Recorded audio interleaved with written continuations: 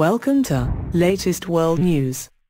Members of the U.S.-led coalition against Islamic State have called on Russia to cease airstrikes they say are hitting the Syrian opposition and civilians. In a joint statement on Friday, the U.S., UK, Turkey, Saudi Arabia said Russian strikes constituted an escalation and would only fuel more extremism. Russia, which eyewitnesses said launched fresh strikes on Friday, claims that it is targeting IS.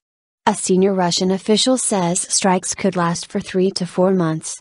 Alexei Pushkov, the head of the Foreign Affairs Committee in Russia's parliament, added that the U.S. had only pretended to bomb IS and promised that Russia's campaign would be much more effective. The Russian Air Force began airstrikes in Syria on Wednesday. The strikes were Russia's first military engagement outside the borders of the former Soviet Union since the end of the Cold War. The warning from members of the U.S.-led coalition came hours ahead before the French and Russian presidents are due to meet in Paris. The meeting was called to discuss peace efforts in Ukraine, but these are expected to be overshadowed by the crisis in Syria.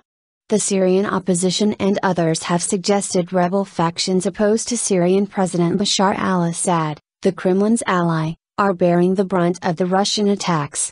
French President François Hollande, using an Arabic acronym for IS, said it was important that the strikes, regardless of who is carrying them out, target Daesh and not other groups.